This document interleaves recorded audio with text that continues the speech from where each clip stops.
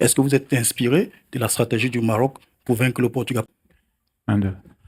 Merci pour la question. On a été focus sur, comme d'habitude, sur notre travail. On est lancé dans un marathon de 3 matchs avec un match demain, effectivement, qui est contre une des meilleures équipes du monde. Donc, on est impatient de commencer.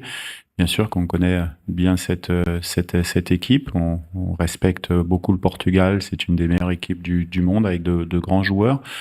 Mais nous, on va jouer avec nos forces. On a des qualités également à faire valoir sur le terrain et on va se lancer dans la partie, bien sûr, avec un plan de jeu, mais avec toute la motivation nécessaire et l'excitation qu'on a de jouer contre une grande nation.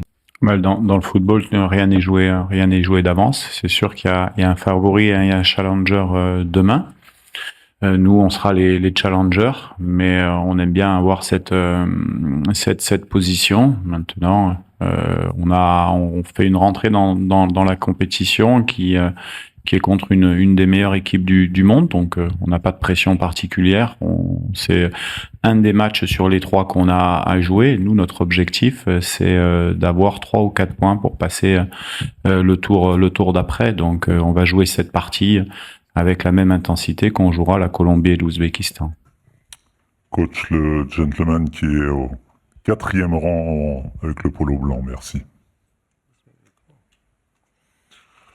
Merci beaucoup. Coach, je suis Jimmy Mavouba pour l'Express de Toronto au Canada. Ma question est de savoir, vous avez eu suffisamment de temps pour préparer votre groupe, ce qui est exceptionnel par rapport à d'autres compétitions.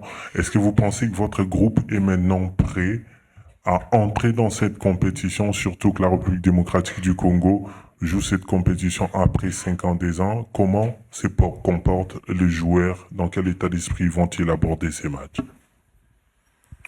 Oui, bien sûr, on aura la réponse demain et sur les matchs suivants, mais on a fait une bonne préparation. Les joueurs sont très motivés de commencer demain. Ils savent très bien que on va être suivi par 100 millions de Congolais et que le plus important pour nous, c'est de montrer une bonne image dans l'état d'esprit, dans le courage, dans l'abnégation qu'on mettra sur le terrain demain.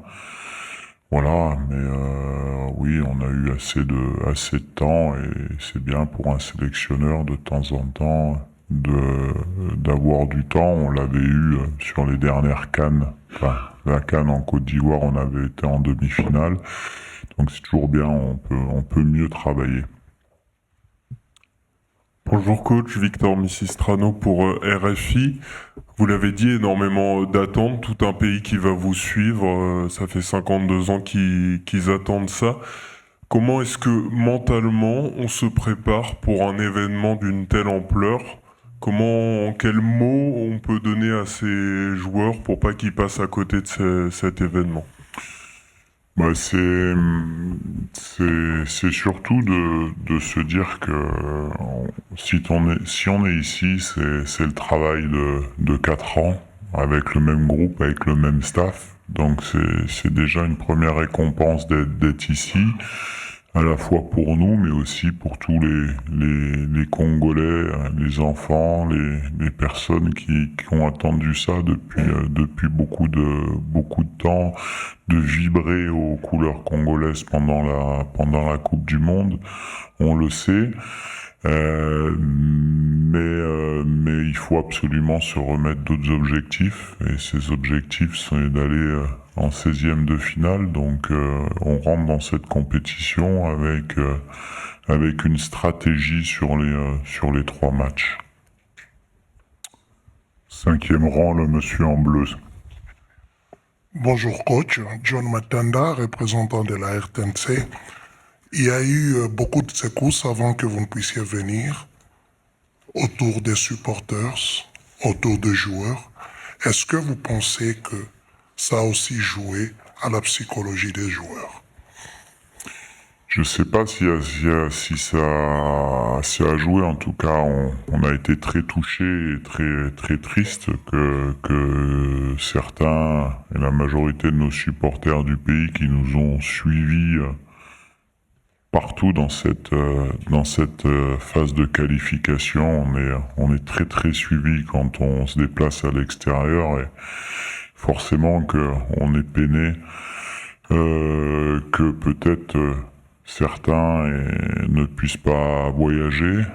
Maintenant, on va essayer de transmettre les bonnes vibrations à distance, en essayant de leur donner du plaisir sur le terrain. Gentlemen on the second row, please. Coach des Sabres, c'est Roger Montou pour Top Congo FM de la RDC. Vous avez parlé des 100 millions de Congolais, plus de 120 millions, qui vont suivre ce match. Ouais.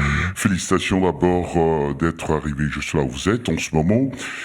Quelle est la santé mentale des joueurs et de vous-même?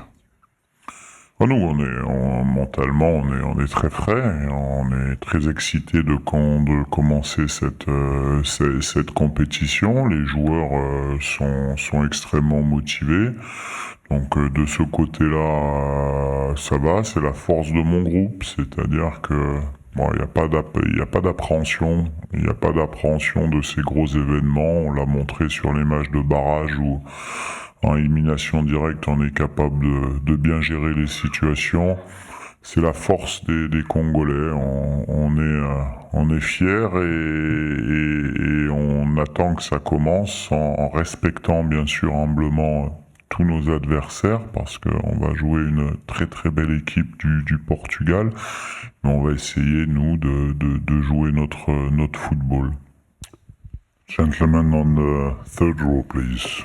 On our right hand side. Merci beaucoup. C'est Gary Ouellet pour le compte de la radio-télévision nationale RTNC. Coach, vous aurez en face de vous demain une équipe qui attire beaucoup d'attention, notamment qui a beaucoup de stars et de méga stars aussi, qui est Cristiano Ronaldo. Est-ce que cela n'avantage pas aussi l'équipe nationale du Congo qui va comme underdog? Comme je l'ai dit, le Portugal doit être dans le dernier carré de la Coupe du Monde au minimum, et je pense qu'ils ont les qualités pour l'être. Donc forcément, ils sont favoris de la rencontre de demain. Nous, nos joueurs comme je l'ai dit, sont focus sur nous-mêmes. On respecte bien sûr l'équipe du Portugal. On a certains joueurs qui ont joué, ils ont joué ensemble, où ils jouent contre. Après ils ont beaucoup d'atouts, donc à nous de faire notre maximum pour pouvoir essayer de contrôler tout ça, et surtout d'être efficace quand on va devoir l'être dans la surface de réparation. Thank you guys. Before we get any further, I'd like the photographers